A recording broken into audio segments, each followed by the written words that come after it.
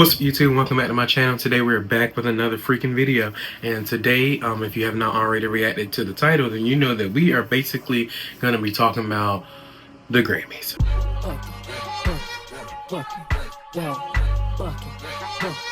Like a mechanical bull,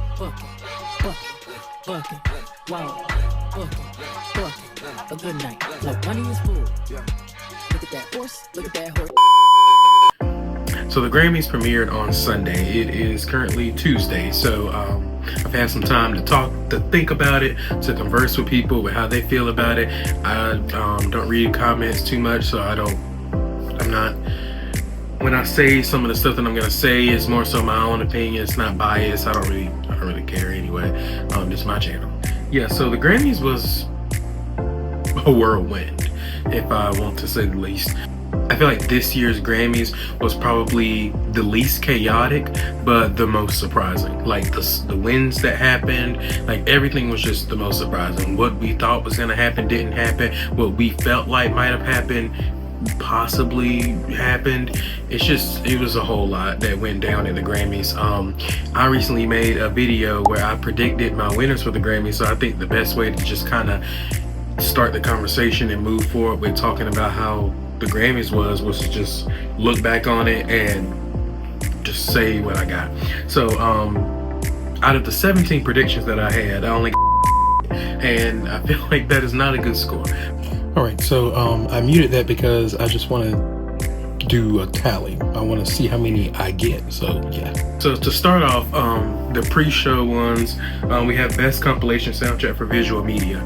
So I predicted that Deadpool and Wolverine would win for their soundtrack, but Maestro actually won, so that was a shock for me. I didn't really watch the movie, so I felt like that might not have been a great choice, like for me to put this one in here to vote on. I probably should have watched all the movies, so technically credibility plays a little part in that, but that's okay. Next we have Best Americana Performance. So this one was, I feel like, the biggest snub of the night, because to be completely honest, the other songs that were nominated in this category made zero noise. Production was okay. I mean, I'm not gonna say they don't deserve it. Everybody that was nominated deserves. Everyone who won deserves it. But I just feel like my choice, my opinion, is that Yaya was the best contender for this, and Yaya should have been awarded. That's who I felt like deserved to win, but American Dreamin' actually won. So for Best Country Album, so this one was probably the biggest shock. For Best Country, well, second biggest shock. For Best Country Album, I predicted that Whirlwind by Lainey Wilson or Cowboy Carter by Beyonce would win. And I felt like that was the one that I loved. That's the one I wanted to win. That's the one I felt like deserved to win. I just didn't think that they would give it to Cowboy Carter for some reason. But then I also thought that they sometimes like to give Beyonce those subcategories because they don't want to give her anything in the main field, even though she clearly deserves it. But so when she won Best Country Album, I was probably more shocked than she was. So yeah, that was one of the ones I got, I guess, correct. For Best Country Song, I predicted that I Am Not Okay by Jelly Roll will win, and The Architect by Casey Musgrave won. Sorry if I'm butchering her name. And I feel like it was probably the most well-deserved one. I just thought, based off of like public opinion, that I Am Not Okay by Jelly Roll would have won that one. For Best Country Duo / Country Performance, I predicted that Two Most Wanted by Beyonce Miley Cyrus was gonna win. I said it was either gonna be that one or I Had Some Help with Post Malone featuring, did I write that right?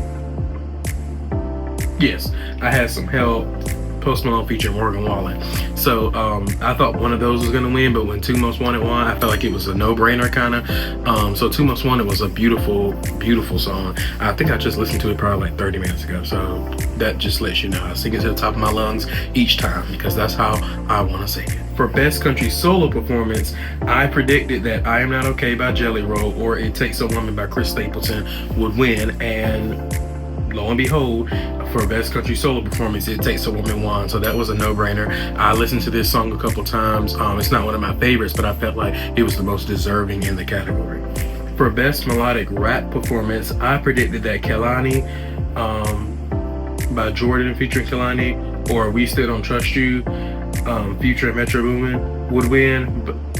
But 3 by Rhapsody featuring Erykah Badu won. I'm gonna have to go and listen to that one because or listen to it again, because the first time I heard it, I didn't really care for it. It was like a smooth record, but it was more so like I could really vibe with it.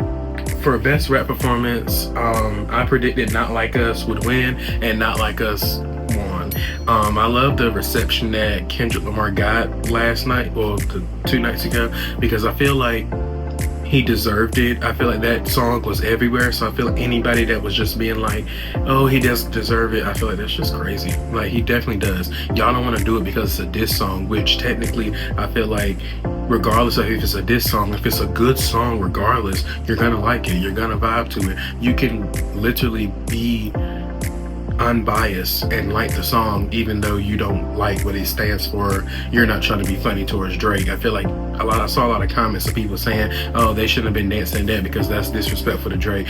Well, if Drake made a song that was that good and it had everybody bobbing, I don't really feel like y'all keep that same energy with Kendrick Lamar. For best R&B song, I predicted, I had these basically swapped almost. For best R&B song, I predicted Saturn. No, I predicted Burning by Tim's would win, but that's really only because I really like that song. So I really predicted Burning would win, but Saturn by SZA won, which I predicted Saturn would win best R&B performance, but Made for Me by Money Long won, which I feel like if any song should have been nominated for best R&B performance, it really should have been Ruin Me. I listen to that song frequently. Moving into the pop categories, for best pop vocal album, I predicted that The Rise and Fall of Midwest Princess by Chaperone would have won. I really still feel like it was deserved to her, but it really was deserved. I felt like it was deserved to Sabrina as well. I wouldn't take that away from Sabrina. That album I also started to vibe with. I remember reacting to a couple of her music videos on my channel, and I think I was just like, I could bop to these songs. Please, I probably listen to every day.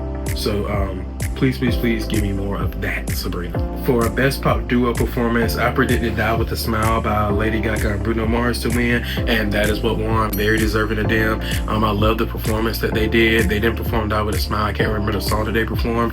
Whenever the Recording Academy decided to put all of those performances on YouTube for me to react to, I would definitely react to them.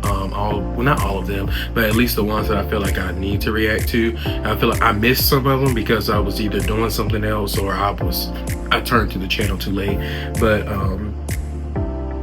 I did try to watch majority of the show, and the performance that Lady Gaga and Bruno Mars did was really good. I would watch that again, and I'm gonna react to it again when it does get up there. Until then, they will probably flag my video, so that's why I'm not trying to do that. For best pop solo performance, I predicted that Espresso by Sabrina Carpenter would win, and Espresso won. That was like a no-brainer, I feel like. For record of the year, I predicted that Fortnite by Taylor Swift would win.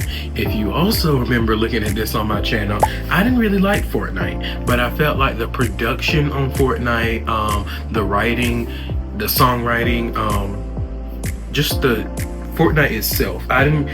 You can appreciate the musicality of a song and not particularly vibe with that, but I predicted that they would have won, and Not Like Us actually took home record of the year.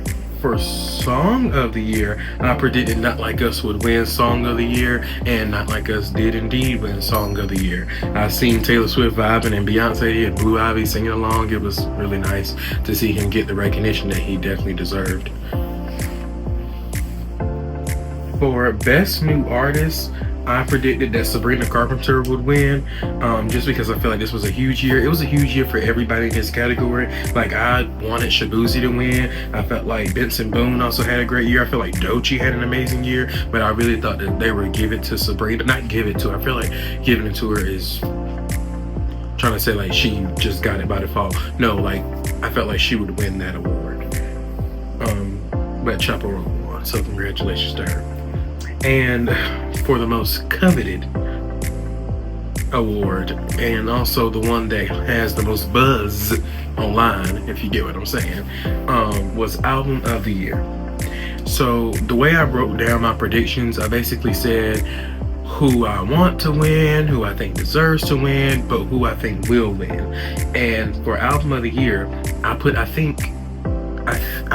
want Cowboy Carter to win. I feel like Cowboy Carter deserved to win, but I didn't think Cowboy Carter would win. I thought Hit Me Hard and Soft by Billie Eilish would win, or Brat, just because of the news that was going around and circulating at the time. I felt like that was the one that they probably would have leaned toward, but Cowboy Carter actually took home that trophy. And I just want to talk about that for a minute, just because of the comments and everything that's like lingering around. I believe that this was not a pity award. I do not think this was a pity award. I don't understand how 13,000 people could agree that this would be a pity award. Just be like, here, dang, your husband spoke out about it. I just don't believe that. If 13,000 people is voting for this album, then this is the album that most people thought was Album of the Year worthy. Was I shocked? Yes. I still thought that Billie Eilish was winning. Did I think Billie Eilish deserved to win? I can't even lie and say that I did not. I listened to the entire album, and any songs I felt like I could listen to again, I saved and I went back to and I tried to listen to, but I didn't really feel a connection with Billie Eilish album as I did with Cowboy Carter. Now, I don't think Cowboy Carter is Beyonce's strongest album. I think it is a very great album, not strongest. Yes, she should have won it for previous albums, but this was just the year that they decided to vote for her. That's the year that they wanted to. I don't feel like y'all should take it away just because she deserved it more times after this. And then I've seen a lot of people like, no, because I think Billie thought this was her year, or this needed to be her year. Billie has had her years more than once. Like Billie, her debut album, she swept everybody. So I'm just confused as to why y'all feel like Billie Eilish just owed this, like this was just her, oh, this is her best album. I don't even think that. Her debut album was her best album. I still think that to this day. Hit Me Hard and Soft was a great produced album, but I just feel like her fans are a little biased with thinking that this was a Album of the Year. The way a lot of y'all feel about Cowboy Carter not being Beyonce's strongest one, I don't think this was with Billie Eilish's strongest one, but this is the albums that's being nominated right now. So I'm not trying to go on a rant about this, but I just feel like don't strip one person just because you're trying to uplift another. And that always happens with Beyonce, with Kelly Rowland, with Michelle. All these people that are connected to Beyonce or in a category with Beyonce or just sing, look, dance, anything like Beyonce, they would just pretend to say they will uplift this other person just to put Beyonce down because they don't like that the world has put this on this well-deserved pedestal. So that's all I'm gonna say about that. I'm gonna get off it and just leave it with that.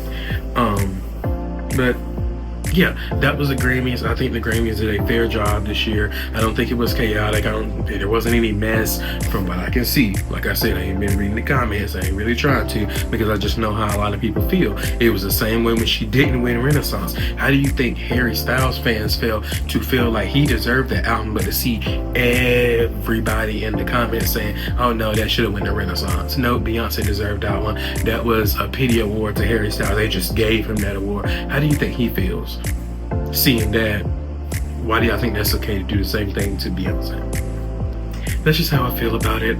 Next year we're gonna do a little bit better on that. Next year is gonna be the year I get all of them. That's my goal. So mark this video, bookmark it, like it, comment, subscribe, everything, to make sure you come back to this video to mark my words. Like I said, when the performances get posted on Recording Academy, I will react to them, and hopefully they're up this week so that I can just go ahead and have them, because I might just do might find 5 performances to react to and just drop them Monday through Friday like a little Grammy marathon. Just call it Grammy week. But yeah, I hope you enjoyed this video. I hope that you didn't get bored with me because of my rant. This is like my podcast. This is my podcast with myself, where I can just talk and get a lot of stuff off my chest because this is my YouTube channel. So yeah, but Make sure you like, comment, subscribe, and I'll see you in the next video. Bye.